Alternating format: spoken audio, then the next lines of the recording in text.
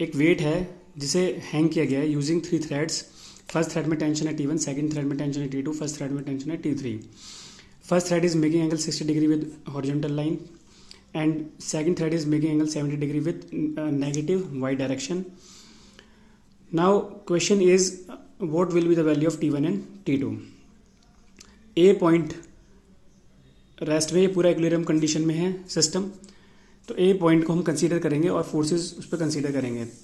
इसके लिए free body diagram बनाएंगे, तो ये फ्री बॉडी डायग्राम है। उसके बाद हम क्या करेंगे, देखिए क्योंकि because this angle is 60 degree, so this angle will also be 60 degree by alternate opposite angles. Now we will resolve this forces. T1 को जब हम एक्स एक्सिस के अलॉन्ग रिजॉल्व करेंगे तो वो नेगेटिव एक्स डायरेक्शन में इसका कंपोनेंट आएगा T1 cos 60, positive Y direction में आएगा T1 sin 60। T2 का कंपोनेंट नेगेटिव वाई डायरेक्शन में आएगा T2 cos 70 and positive X direction में आएगा T2 sin 70।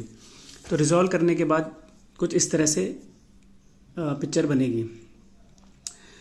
नाउ कुछ वैल्यूज़ की रिक्वायरमेंट पड़ेगी, वो हमने लिख ली है पहले ही। Sign convention, positive X direction में पॉजिटिव लेंगे, नेगेटिव एक्स डायरेक्शन में नेगेटिव लेंगे, ऊपर की तरफ अपवर्ड पॉजिटिव, डाउनवर्ड नेगेटिव। ठीक है, जो भी फोर्सेस होंगे राइट की तरफ होंगे तो हम पॉजिटिव लेंगे, लेफ्ट की तरफ नेगेटिव लेंगे, ऊपर की तरफ पॉजिटिव लेंगे, नीचे की तरफ नेगेटिव लेंगे। ठीक है, अब हम Newton second law of motion apply करेंगे। तो Newton second law of motion क्या कहता है, net force is equal to mass into acceleration. Newton second law of motion को अगर हम एक्सिस के अलॉन्ग अप्लाई करेंगे तो sigma F X is equal to M A X होगा, बट पॉइंट रेस्ट में है तो A X is equal to 0, तो यहाँ पे 0 पुट करेंगे तो ये आ जाएगा sigma F X is equal to 0।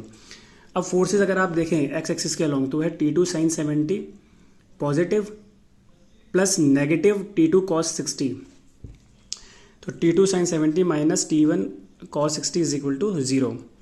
इनकी वैल्यू सब्सटीट्यूट किया, सॉल्व किया, T1 is equal to 1.88 T2 आता है।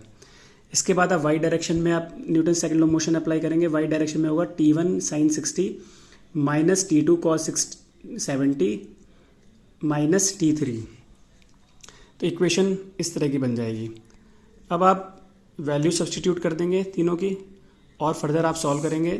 अच्छा, T1 is equal to 1.88 T2 है, उसकी वैल्यू आप T1 की जगह पुट करेंगे और T2 के लिए हम सॉल्व करेंगे।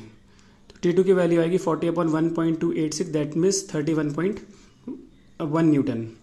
इसी वैल्यू को फर्स्ट इक्वेशन पुट कर देंगे तो T1 आ जाएगा 58.5 Newton. So T1 is 58.5 Newton and T2 is 31.1 Newton. Thank you.